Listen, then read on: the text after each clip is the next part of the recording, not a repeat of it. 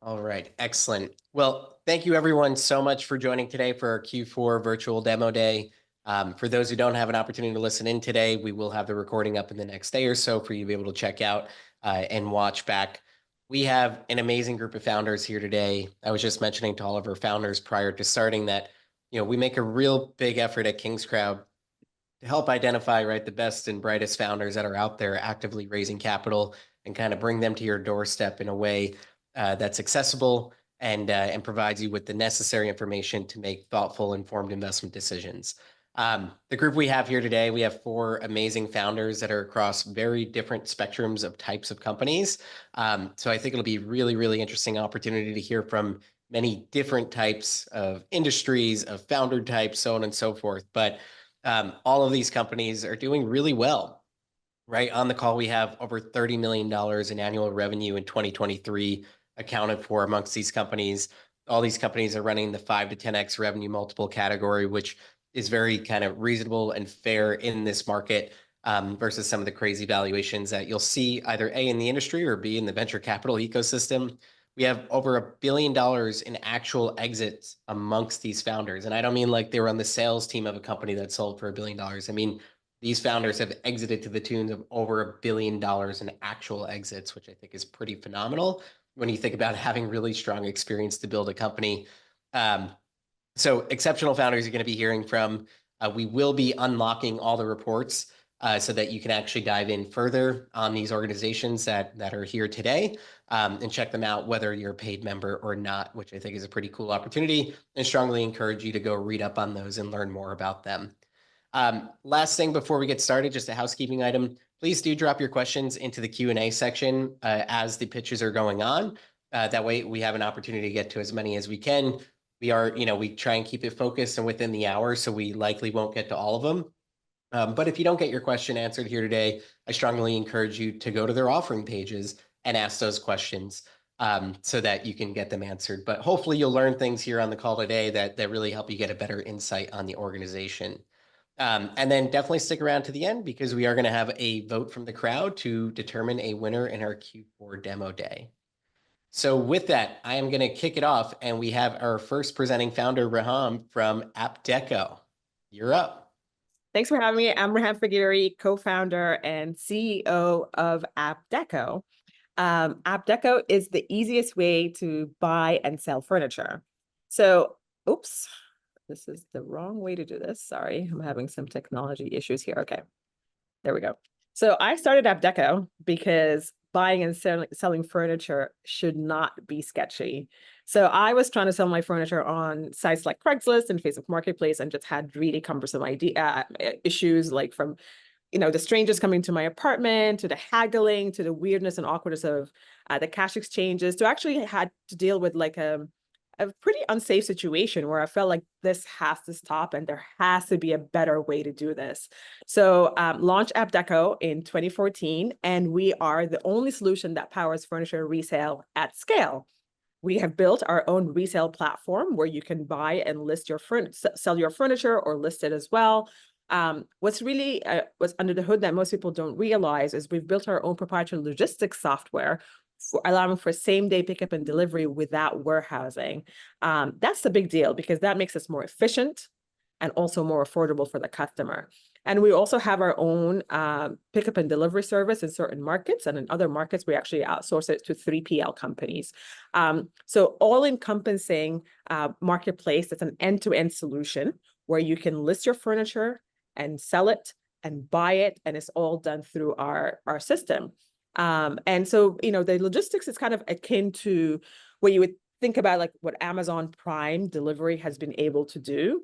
We've essentially built our own here at AptDeco, where we're powering logistics for bulky unpackaged goods at scale. That's a big deal because we're actually a logistics company and a marketplace at one. And we're delivering humongous value for customers and the environment as well. $84 million in gross merchandise value to date, $31 million in revenue, and we're growing 50% year over year. We're also very proud to share that we are now officially EBITDA profitable on our track to be fully profitable as well. And so there's interesting and unique sustainability and market dynamics that are in favor. The furniture market itself is actually over $58 billion in the US, and is going to be 58 billion, excuse me, by 2030, and is growing at 7.8%. And the growth rate is over 3x versus traditional retail. And actually, 1 in 3 consumers have actually bought a secondhand piece of furniture in the last year. That's a lot of people. And so what's happened actually over the last few years is there's just all these market dynamics. Gen Zs and millennials in particular are really care about sustainability. They are focused on finding and sourcing products that align with their values. And we at AptDeco have built this platform that make it hassle-free to buy and sell furniture. Probably a lot of you don't realize this, but over 12 million tons of furniture is landfilled every year. So it's a huge problem. It's a huge waste problem. And we are actually addressing that by making it easy and efficient for people to buy and sell furniture. What turns out is actually retailers too have a lot of issues with returns. They are also unfortunately also dumping a lot of furniture that gets returned into landfills. And because consumers care about sustainability, especially Gen Zs and millennials, like I mentioned, there is now this need for retailers to really think about how they will be more sustainable. So we are actually way more than a marketplace, and which is what a lot of people don't realize about our business. We have actually built we are powering resale for the world's leading brands. So we work with brands in a lot of different ways. We work with brands like West Elm and Pottery Barn and Bro Concept and La-Z-Boy and Article and over 30 other brands. And so there's 3 distinct ways we work with brands. One, as a secondary resale channel, where think of your favorite outlet furniture store. They're actually selling their products on AptDeco as well, so it's a way for them to sell through products faster. We're actually now also white labeling our platform so brands can have their own experience in terms of resale. It looks and feels like their brand, but it's all powered by our technology, logistics, and customer service. And our most recent product is actually warehouseless returns, where instead of an item getting returned, let's say you're trying to sell a piece of furniture, trying to buy a furniture and you don't like it, it gets delivered to you and you want it returned right now, that will go from your home to a distribution center, to potentially an outlet, or to potentially a landfill. What we are changing actually is a product that gets returned goes in our marketplace, sold, picked up, and delivered to the person who bought it. So significantly improving recovery margin for retailers, diverting products from landfills, making it a lot more cost efficient for retailers. And actually for the returner, you won't even notice that that's what's happening. We've been growing over 250% year over year on the B2B side of the business. And we have a pipeline of over 100 million. And I'm going to take 1 minute to show you what that actually looks like. Just what our white label solution would look like. Showing is always better than telling. So this is, imagine a Crate and Barrel experience where you're a Crate and Barrel customer, and they have their own website called Recrate, where it's actually a used furniture marketplace, but it looks and feels like their brand. You can go there, you can sell your old Crate and Barrel product from your own account. You log into your Crate and Barrel account, you see a button here that says sell this item, and it automatically lists it for you based on the information we provide. We'll ask you for more information, and then it gets listed. Just in the interest of time, I'm gonna kind of skip to show you what it would look like. Then it goes live in the marketplace called Recrate, which is all powered by AptDeco software and logistics and customer service.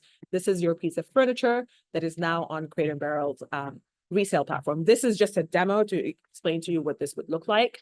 And for the brand, this is a great way, a loyalty play for them. And it is also a great way to, just want to make sure, yeah.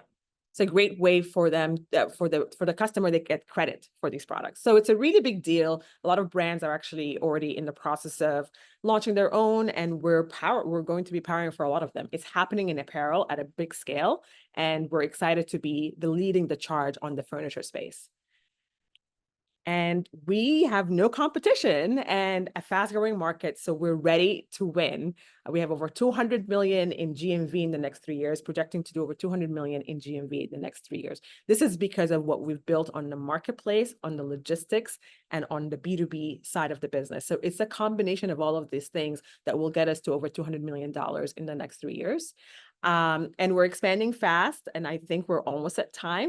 So we're going to be raising this capital actually to continue our nationwide expansion, launching AptDeco Kids, which we just launched actually a couple of weeks ago, launching our app and signing more partnerships. We have the team to do it. From all different from Goldman Sachs with over $1 billion in value. And join us and to invest in the future of furniture resale. We're Y Combinator backed, have institutional investors like Initialized Capital and Morgan Stanley. And yeah, check out our campaign page. We've already raised over 2 million, and would love for you to join. Thank you. Thank you so much. Love your company. And for those who don't know, Kingscrowd Capital, we are actually investors in AptDeco. It's one of our most recent top deals. So congrats to you on that. And we're glad to be investors. We've also unlocked a report that's been dropped in the chat section if folks want to look there. But I will open it up for questions. I know one of our analysts has a question for you, and then we could take one from the crowd. Yes. So, Riham, you just said something very interesting. You say that you do not have competition. Can you tell us more what that means? Why don't you have any competitor trying to get your market share? Yeah, so we've actually had competition until very recently, but there's been a lot of companies who've come and gone. They've all had different business models where they've consigned, where everything is picked up in warehouse, and then when it sells, it gets delivered, which is just a lot more capital intensive versus we have an asset light business.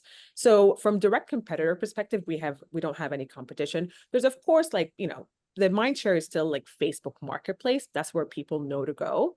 And so our biggest opportunity here is once people know about AptDeco, they will use us and choose us over Facebook Marketplace because we're, you know, offering a much better experience. It's an end-to-end experience versus having, you know, to deal with the randomness of people coming to your home and still figuring out how to transport it. So it's a very, like, from a direct competition perspective, there is no competition any left.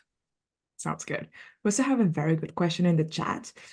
They're wondering, how do you handle picking up or dropping off what customers buy and sell? And it's linked to another question, which is, in which regions do you operate? So we are, I'm going to answer the second part first. We are nationwide. In certain markets, we handle the logistics ourselves. We actually have our own employees in the, for example, in the Northeast, where we handle the pickup and delivery ourselves. In other markets, we outsource it to our own carrier network that we've built ourselves. So we have our own logistics providers that are trained to do pickup and delivery for unpackaged bulky goods. And we work with them where we're able to actually drop the cost down significantly, and they're leveraging our technology. But anywhere in the country, you can use this, and hopefully soon we'll also be global. Amazing. Thank you so much. Thank you. Yes, thank you very much for your presentation. That was fantastic. So next up, we have Jacob from Lettuce Grow. Jacob, you are up. Hi, guys. Just going to share my screen.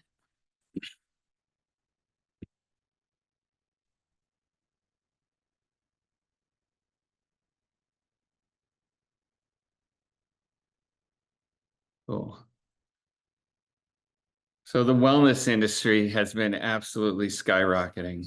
People are caring more and more about what they put in their body, and demand for clean, unprocessed food is at an all-time high. And that's not just evidenced by looking at my Instagram feed. It actually shows up in real market data. Fresh vegetables are the #1 grocery item that Americans say they want to consume more of this year. But there's a problem. The produce at the grocery store, it isn't fresh, it isn't nutritious, it could possibly be toxic, and it doesn't even taste that great because it's all literally quite dead.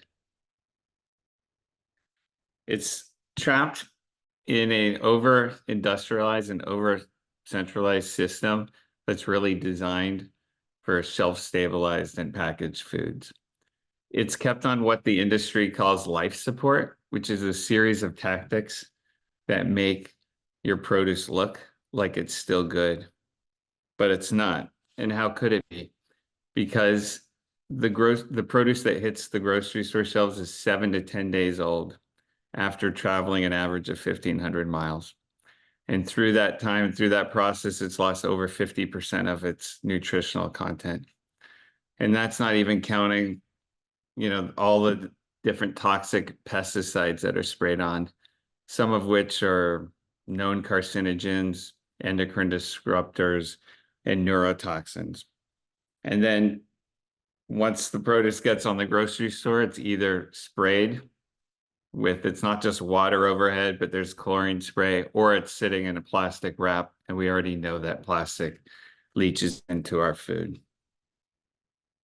On top of it, 40%, 46% ends up in the landfill. So it's a completely inefficient system.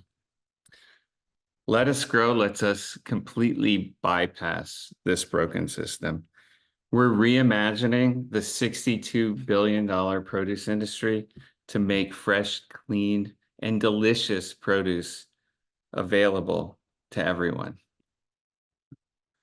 The way it works is we send our customers 2 to 3 week old baby plants that look like this for them to finish growing on site in our farm stands. And our farm stands are self-watering, self-fertilizing, virtually foolproof hydroponic systems that allow, everyone to grow their produce at home in just 4 square feet of space, only requiring 10 minutes a week of effort. And you can grow everything from like the cilantro that you eat nightly to broccoli, to peas, beans, tomatoes, cucumbers, strawberries, even watermelon. And because we pre-grow the plants, you can have a harvest, you can have a whole head of lettuce in 2.5 to 3 weeks. It works so well, and it's evidenced by our return rate, which has been 1% since we started. By keeping the plants alive and shifting finishing the growing process on site where the consumer is, we're not only delivering a more healthy product, but we're also shrinking the distribution system and solving so many of the environmental issues that our food system causes. You can see reducing water use by 98%, taking 99% of the related emissions out of the environment, and taking all of that waste out of the landfills. And this also leads to just an amazing consumer experience. And it's not just because the produce tastes so good, and it tastes so good because all of the nutrients are still there. We have 74% more micronutrients and 60% more macronutrients compared to anything in the store. But more than that, there's this amazing experience, and it's just reconnecting consumers back to their food. It's like being part of nature. There's so much joy and pride that comes from growing and sharing your food.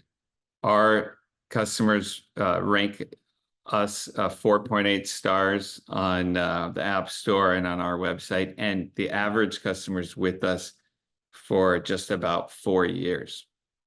They continuing to repurchase nutrients and seedling refills.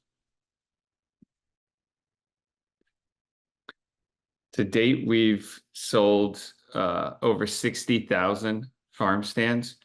We're in the US, we're in Canada, we are also in the UK. That's a new initiative there. We have really healthy gross margins that have continued to grow annually. And we have about a $1,200 lifetime value from the average customer. And so the average customer's initiating with a farm stand purchase that could be around $600, and then they purchase an equal amount of nutrients and seedlings over time. And I'm really proud to say that our recurring revenue now is 59% of our overall revenue. All of this is amplified by our passionate community, which is led by my co-parent and co-founder, Zoe Chanel, who's also an incredible brand ambassador to our company. We've ranked in the Inc. 5000 fastest growing companies in the US, and we were actually listed as number 11 in California. And we've just been covered countless times in the media. And that's because we have a really innovative solution to a very important problem.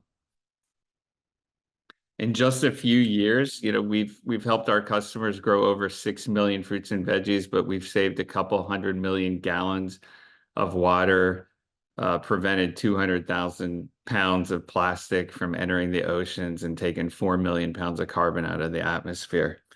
And what I don't have listed here is we're also in 3,500 classrooms. So we're actually impacting 100,000 kids annually and showing them where their food comes from and help them become our next generation of good citizens. And now we're entering a very bold phase. I mean, we've already been in a bold phase, but we're entering a new phase for us. We're bringing Let Us Grow to where people are shopping for food. We're entering the grocery aisle. Now imagine, switching that picture I started with of plastic clamshells and shrink-wrapped produce everywhere. You're going to see living, thriving, organic produce and plastic-free that you can take home, you can enjoy tonight. You could put into one of our farm stands, or you can put into our newest product that we're revealing now, actually, as part of our community round, which is the Let Us Grow counter stand. The counter stand will be the most accessible way for a consumer to experience the quality, the deliciousness of fresh produce, as well as the joy of growing at home. And more than that, it's a beautiful lifestyle element. It just makes your kitchen look and feel beautiful. This move into retail is really huge for us. I mean, it not only gives the customer multiple touch points, because right now we send them their living plant refills over via FedEx, but they'll be able to go into the grocery store for them. But for us, it actually makes our marketing so much more efficient because we have so much, more awareness of people seeing the brand in the grocery store. And we reduce our fulfillment costs because it costs us a lot. We still have great margins, but it costs us a lot to ship everything FedEx to the customer. So we actually reduce our cost of goods by 40% or more by sending our plants to the grocery store. And we have this opportunity to change the industry, to set new standards in quality and sustainability. And really, there's an opportunity to own the category and just redefine how people shop for their greens and herbs. We're up on time. Pardon? We're up on time. Okay. You want to have parting words here? The one thing to highlight is this shift going to retail. We're already almost at profitability. We'll see that early next year, and our shift to retail should get us to 100 million in revenues within a couple of years, and we're just about to close a very large contract with a national retailer that probably will accelerate these projections. We have 3 public company exits among the founders.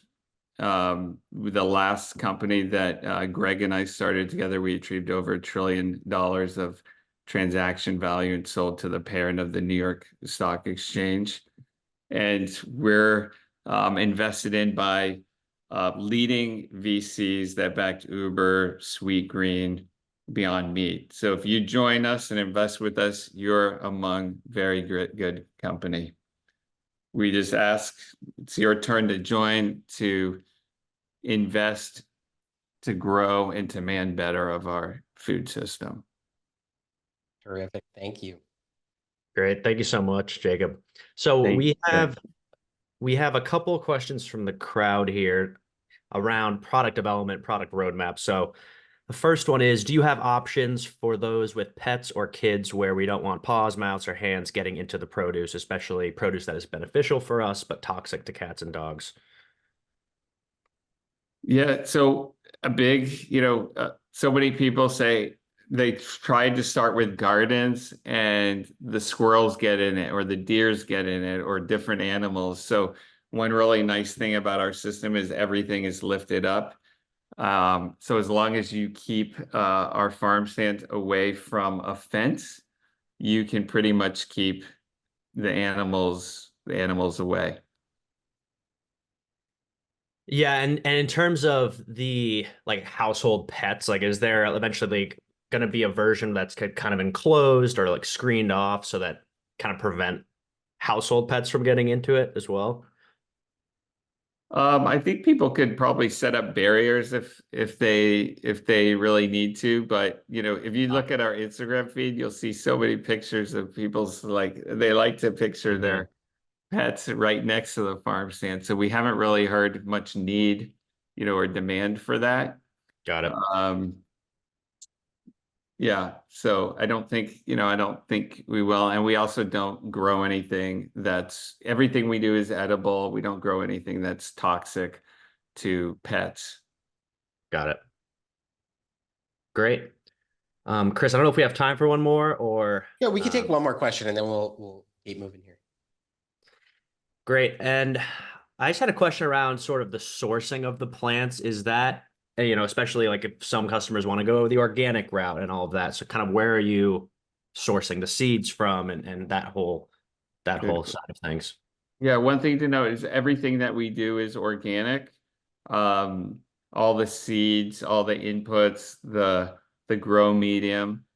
Sometimes for certain varieties, it's really hard to access organic seeds. So we'll list that in our website if something isn't, if the seed isn't organic, but it's very rare. Got it. Terrific. Great. Well, thank you, Jacob. Thank you, guys. And next up here, we have Justin from Citizens Coffee.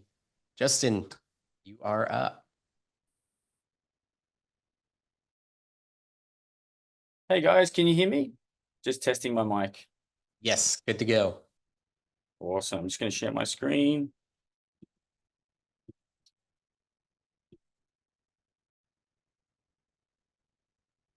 Awesome, guys. Well, super excited to present today, and thanks to Kingscrowd for hosting us all today, and just really amazing to be here amongst some tremendous companies, some which I've met in the past and some new friends today.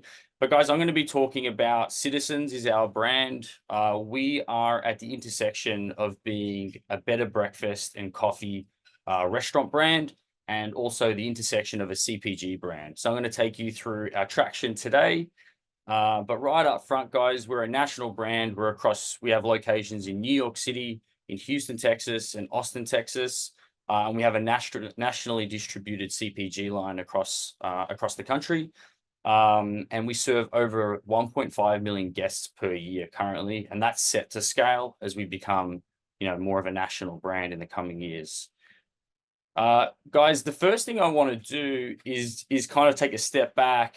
In order to understand the opportunity and our concept, I want to do a bit of an overview through the changes in the hospitality sector.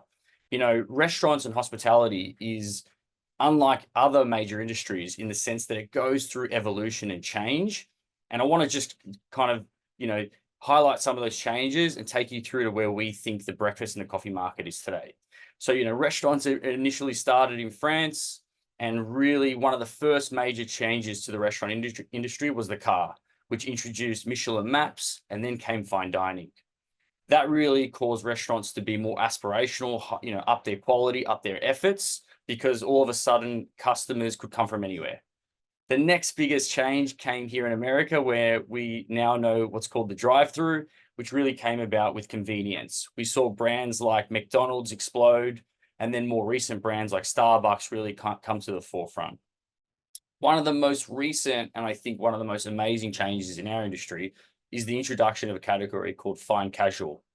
And fine casual, put simply, is taking a fine dining approach to restaurants and food in serving top ingredients, great sourcing, fantastic care for the guest and for our people, and stripping back all these unnecessary costs of a fine dining restaurant, right? Reservation teams, maitre d's.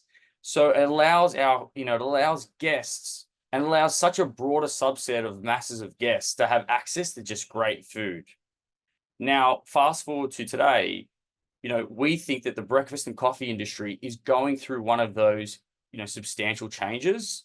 And we're seeing, off the back of Starbucks' success through the 90s and the early 2000s, Starbucks has evolved what coffee, the coffee taste to consumers in this country, and particularly with the millennials and the next generations. They did such a great job of commercializing espresso drinks, frappuccinos, and you name it, mochas and things like that, that the next generation of consumers are really demanding a high touch and a premium product.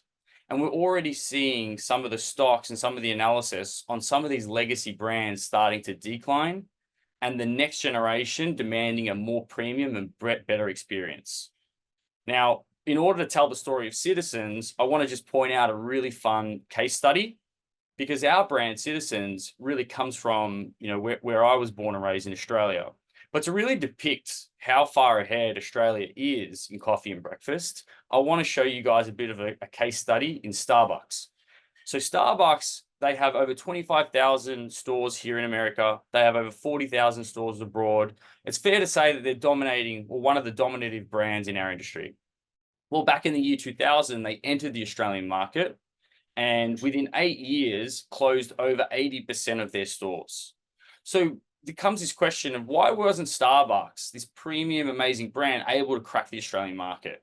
So now I want to talk about the history of Aussie cafe culture and the evolution, and that will really paint the picture of what Citizens is.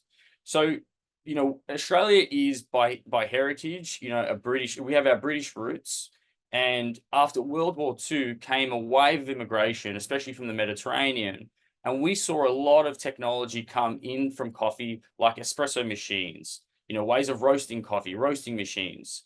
So those two fusions of history, the English big breakfast and the coffee culture coming from Europe, really just birthed this exploding scene of coffee and breakfast culture. And then we had these young, innovative operators who started finding better ways to do things, better ways to roast coffee, chef-driven breakfast, better sourcing. And so we saw pretty early on in Australia a real explosion of fine casual in breakfast. And so the Aussie Cafe is born. So the Aussie Cafe, put simply, is a fine casual approach to breakfast in an accessible model and price. So what does it feel like to be in an Aussie Cafe? Chef-driven, inventive menus, specialty coffee, specialty cocktail menus, better sourcing, real hospitality and service where the team knows you by name, face, and order. So the Australian Cafe, we're betting, is the next generation of breakfast and coffee in the US, and we're already starting to see these huge companies like Starbucks import our concepts, right? Starbucks introduced the flat white to their menu 5 years ago. We're seeing avocado introduced to breakfast places across the country. But we know how to execute this model better than anyone, because we're the ones who have earned the right to scale this by importing and adopting this concept, the history, the technology, and the execution. So I'm going to really talk everyone through. Oh, yeah. Yeah, we're just seeing your mission and concept slide. Is that the slide you want us to see, or are you moving through? Okay. It is, yeah. I'm about to move on to the next slide. Yep. So up to this date, the proof is really in our traction. We have locations across New York, Houston, and Austin. And we're currently really proving that we can win this space. Our sales volumes and our reviews ahead of national brands like Starbucks. And as we continue to expand and establish brand equity, we see that as only furthering that kind of acceleration. So who are we? So we're an Australian cafe and breakfast coffee brand. We've got under one roof, we have a bakery and a coffee to go counter like we see on that picture on the right. And we also have over 120 seats of full service breakfast and coffee in our dining room. We see that the to go and the full service format, that they cross pollinate. Customers who discover us through coffee, which is an incredibly sticky product, become a breakfast customer, and breakfast customers become coffee customers. So we see that this kind of dynamic model works really well together. We serve over 1 million people in our restaurants every year. To date, we've taken in over $27 million of lifetime revenue. And we have a culture of community impact. We're a 1% company, so we choose 3 non-for-profits at every location and donate some of our profits back to those partners. These are some of our locations across the country. So we started in New York, we've got our locations there. And on the right-hand side, we've got some of our newer locations in Texas market. You know, one of the most proudest indicators is that we've got a 4.8 rating and 4.7 rating across New York and the Texas markets. That indicates that guests, in addition to the sales, there's such a positive reception and sentiment towards the brand. These are some of our products. You can see super bright, super airy, really well presented. We do everything from fresh juices to craft cocktails to house roasted coffee to really inventive dishes like avocado toast, pancakes, eggs Benny menus. So we've got a really robust menu that really helps bring in a broad subset of customers to each one of our restaurants. Beyond our 4 walls, we've actually just expanded into CPG industry. People love us for our coffee. They love us for our food. So naturally, we have that brand authority in the markets. So at the grocery store and at the office and at home, you can now access our pod coffee, our beans, and our K-Cups as well. So naturally, as our restaurant footprint grows, we're going to see our CPG division naturally scale alongside it with our brand. We see that instant coffee is about to be taken over by pod coffee. So we're heavily investing in pod coffee to be at the front of that specialty coffee CPG industry there as well. This is some of the press that we've got. We've gotten some really fun press. It's worth noting that we haven't spent $1 on marketing. It's through our best-in-class operations and execution that we get noticed by some of the biggest brands that we all read today. You know, we've been noted as, you know, dominating the brunch scene in New York and covered by brands like Forbes, Vogue, Departures, and even Fox News in the Texas market. So, you know, that's something that we're really proud of, just getting noticed by some really big publications. Some of our brand highlights to date is we've got best-in-class AUVs, so that's average unit volume sales per location. We do about 2.6 million to date.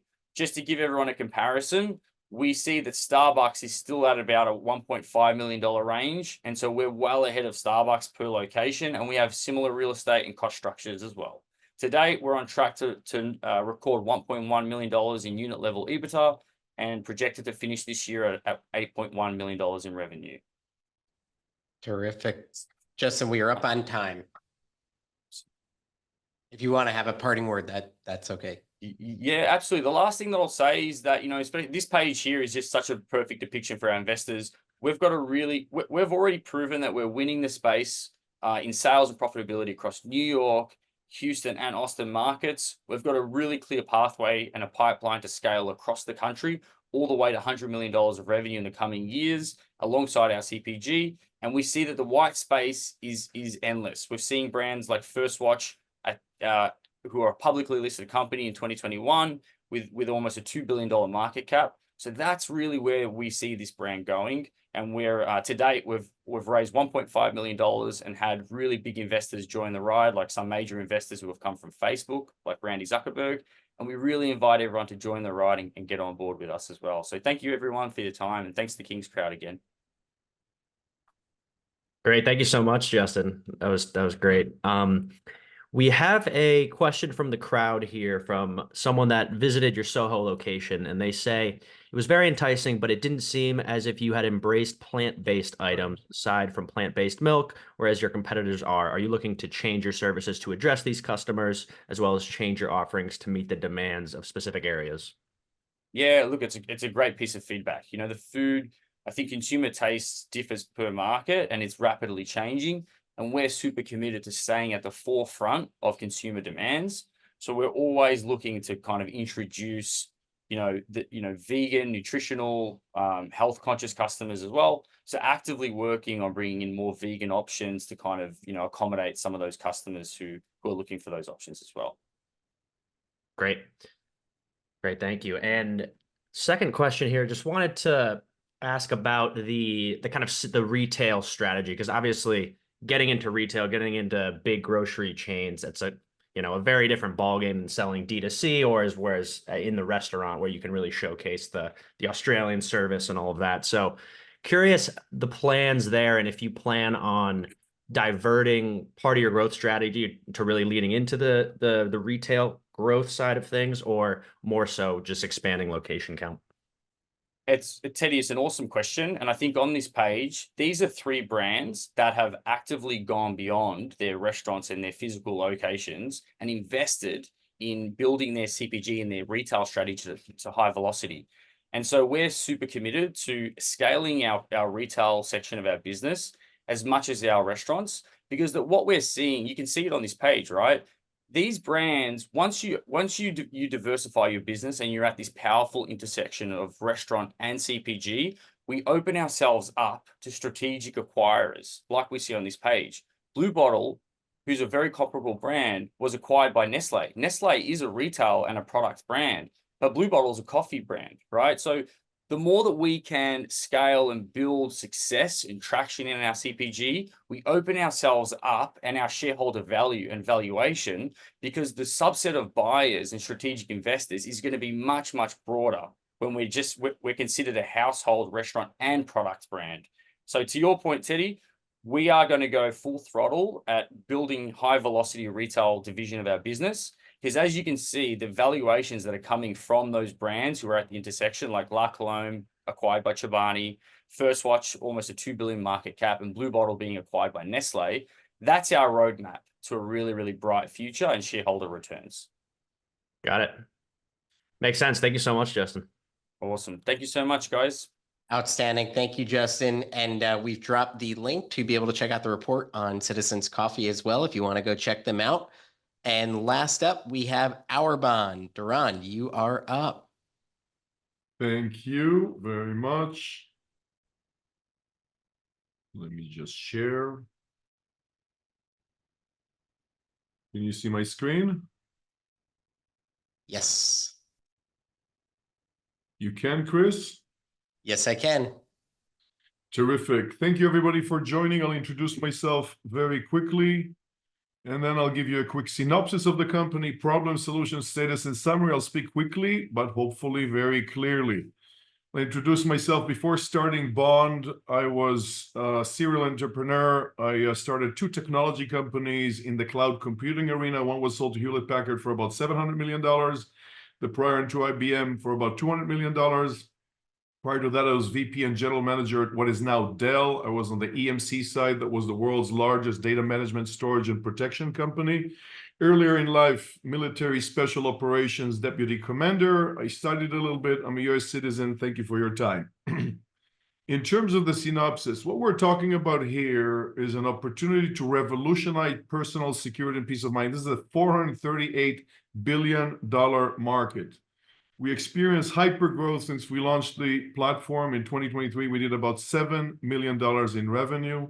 Our customers include some of the largest companies in the world that I'll share with you in a moment, such as MasterCard, Nike, Apple, and many more. They offer the service to all of their employees. We've invested more than $100 million. That includes 400 engineering years in the technology platform, in the AI that enables all of that. It's going to take, in my estimation, about 3 years for somebody competent to get to where we are today. Of course, we're not going to remain where we are 3 years from now. We've just signed a deal with MasterCard. They have about 180, 200 million card members globally. Eventually, we'll get to all of them. Of course, it takes time. We've delivered more than 1 million security service requests, and we've handled all of them successfully. We have a competent team, and we have significant investors, venture capitalists, a lot of family officers, billionaires, etc.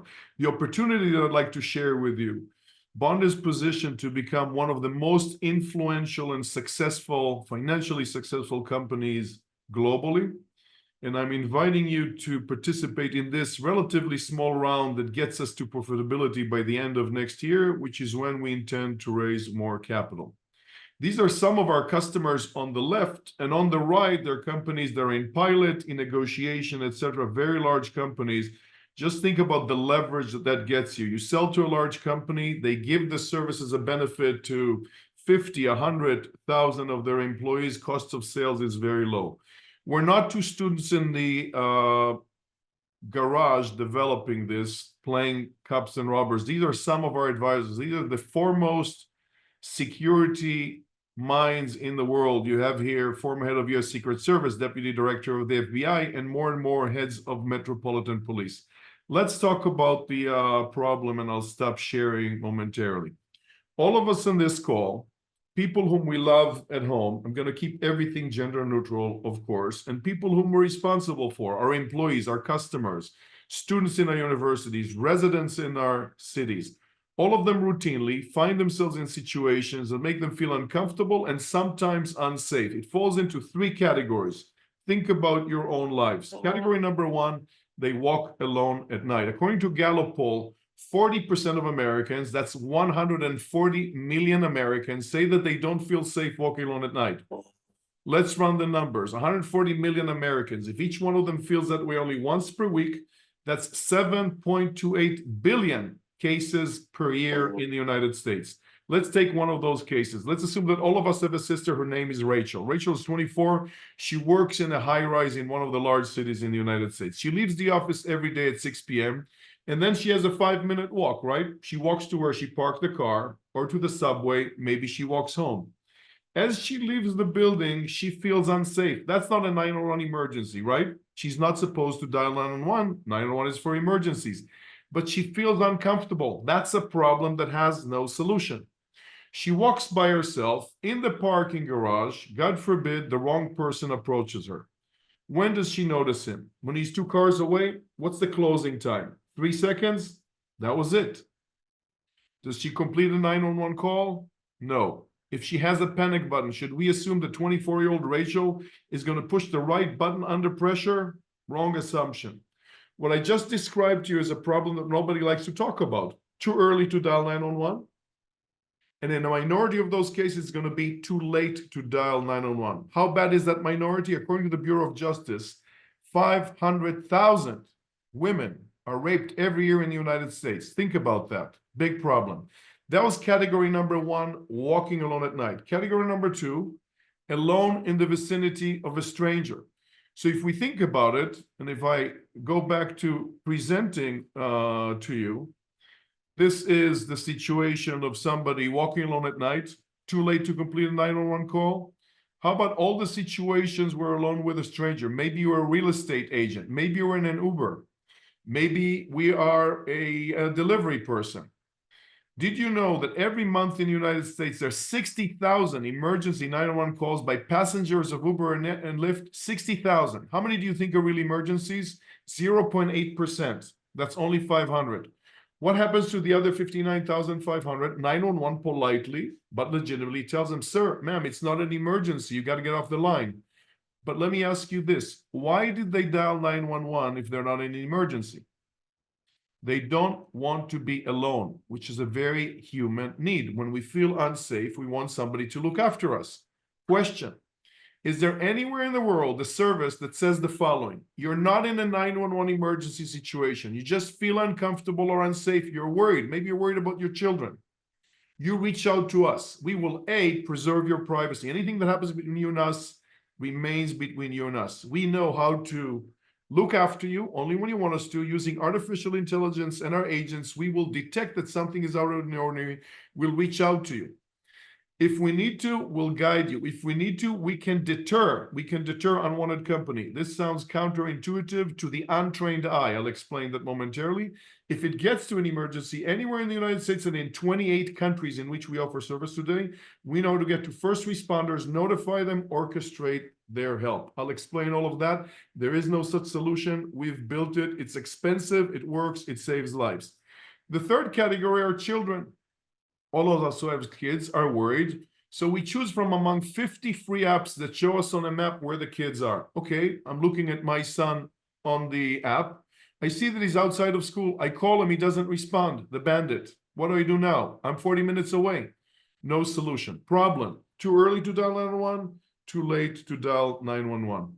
Let's talk about the solution. What Bond has built is a platform that delivers on what we just described. When you want us, while preserving your privacy, we look after you. We can detect anomalies, reach out to you, calm you down, guide you, deter, orchestrate first responders. In order for all of this to be massively scalable and reliable and affordable, you need a lot of technologies. We've invested about $100 million in that platform. But the heart of the Bond service are the Bond personal security agents. These are men and women whom we employ. We recruit them, we background check them, and we train them on 911 techniques and on 14 services that we've developed that you can see on my phone right here. These are the 14 services. What distinguishes Bond from any other service in the world are the preventative security services. So when Rachel comes out of the building, she doesn't want 911. She just wants somebody to look after her. She clicks any one of our preventative services, such as... Thank you for connecting with Bond. This is Mark. What's the situation?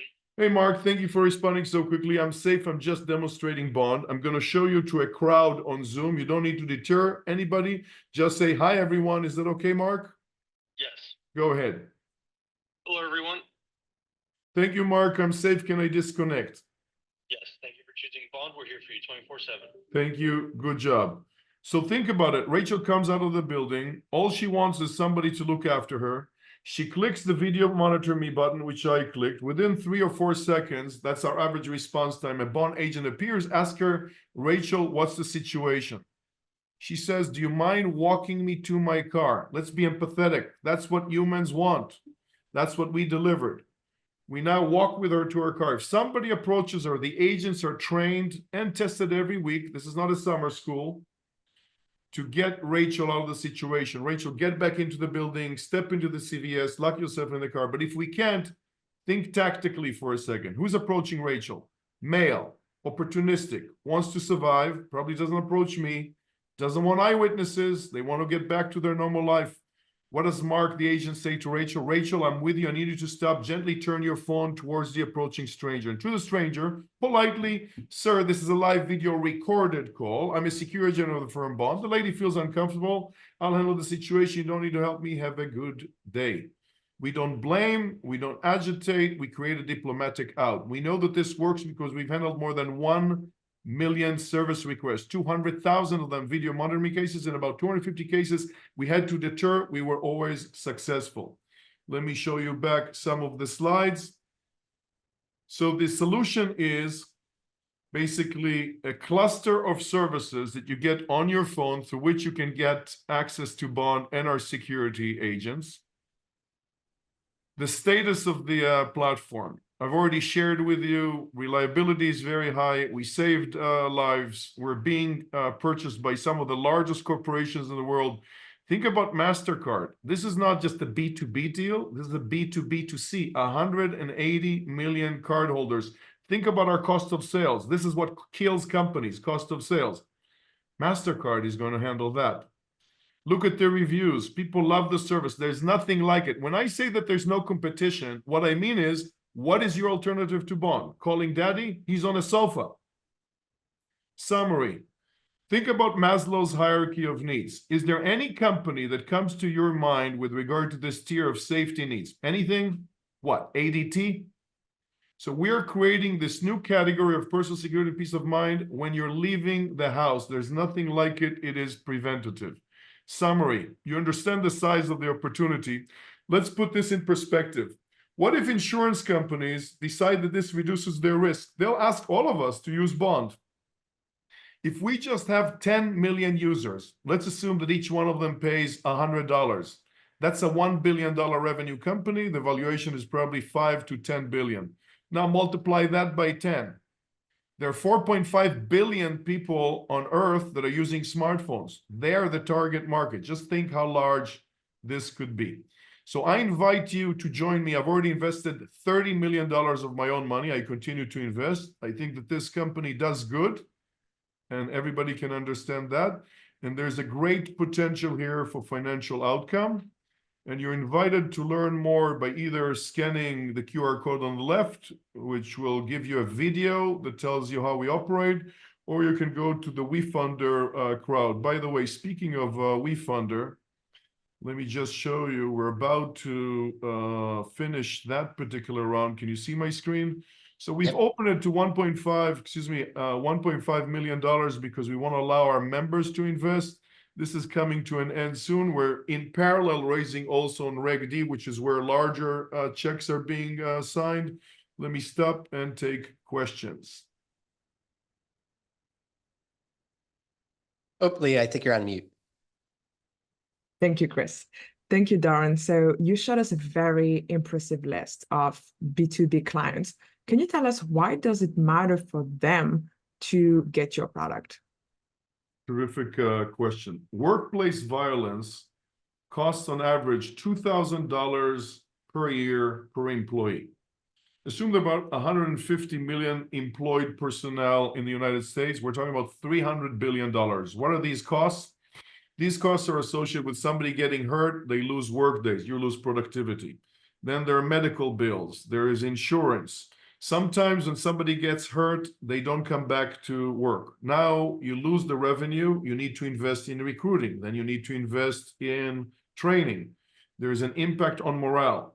I can't get into details, but retailers have about 50% churn per year. Think about it. If you're a retail employee, did you ever hear about the fact that there's a little bit of shoplifting in the United States? If you're a retailer, somebody comes into the store and shoplifts. You understand logically that you're not the target. But how do you feel being next to violence? How does it feel for you when you leave the store at 6 p.m. and you're going to where you left the car at the edge of the parking lot? Is it possible that the person who just shoplifted is still there? People don't want to come to the office. So it's a huge deal. Companies like Apple, Nike, Ralph Lauren, Henry Ford Healthcare System, these are home care nurses. Think about it. They go to the homes of the clients. They knock on the door. Even if they know the client, do they ever know who's going to open the door? I don't want to horrify you with what happens sometimes, but this is terrible. And this whole arena of taking care of our people when they're outside of the buildings has never had a solution. Think about it. As employees, we feel secure in the building, but when we leave the building, if we're not the CEO, we're not going to get a bodyguard. What then? During our commute, there are 50 million lone workers in the United States. So this makes sense to tell the employees, we care about you and your peace of mind. We've partnered with Bond. Bond is the world's leading personal security and peace of mind company. We pay Apple, Nike, Ralph Lauren. Bond takes care of you. We know nothing. They don't share any information with us, just statistical, anonymized information. Thank you for the question, Liam. Chris, do we have time for a last question or should we start Sure. voting? One last question. And just before we kick that off, while we are getting that question answered, we do have a poll question out to everyone to answer what your favorite company of the day was, so that we can crown a winner here. But Leah, yeah, take it away. Amazing. Yeah, one last question coming from the crowd. They're wondering where in the world are your services available? Thank you. 28 countries. I'm not going to enumerate all of them, but of course, US, Canada, UK, France, Spain, Thailand, India. So if you download the service, think about it. There are already 1 billion people who travel internationally today. We're back to pre-COVID numbers. When you last time flew to Mexico, did you ask yourself, what's the 911 of Mexico? Do they speak English? Is it a good idea to call them? How quickly do they respond? You don't need to know the answer to some of these questions that have unfavorable answers. You have us on our phone. We'll take care of you. Amazing. Belgium is going to be country 29. I remember that. Thank you so much, Darren. Thank you. Ron, thank you very, very much. And our bond is another recent Kingscrowd Capital investment. You can read the top deal report when you click through on the report that was shared with all of you here today. And that is free and accessible to everybody in attendance. As a reminder, the organization that has made this available for everyone to be able to attend for free today and has unlocked all the reports is Fidelity Private Markets. If you're a founder on the call and you're in need of cap table services, they're especially friendly to the crowdfunding community and have been for many years. Highly recommend working with them, and I'd be more than happy to connect you with their VP of sales. Wonderful organization. To all the founders, thank you so much for your time today. Thank you for your insights. Hopefully you, the investors, got a sense of just how exceptional these companies here today are. All really, really impressive founders and impressive companies doing some phenomenal work. For those of you who are on the call, first off, thank you for voting in today's Demo Day poll. And I would like to say that the winner of today's pitch is our bond. So Duran, congratulations on your presentation and on winning our poll. But thank you to all the founders as well. And the last thing that I'd like to note for all of you, if you've enjoyed what you heard here today, if you feel like you've learned something about these companies, go do your own due diligence, dive in on the reports we have, dive in and do your own research, ask more questions on the Q&A boards, and take action, right? Vote with your dollars, invest in the deals that excite you, because these really are some tremendous founders. So that's kind of my parting words to all of you, but thank you again for your time and consideration today, and congrats to the Bond team on winning today's Demo Day. Congratulations. Thank you, everyone. Thank you, everybody, and good luck to all the founders, wonderful companies that make our world better. Couldn't agree more, Duran. You all have a wonderful day. Thanks for attending.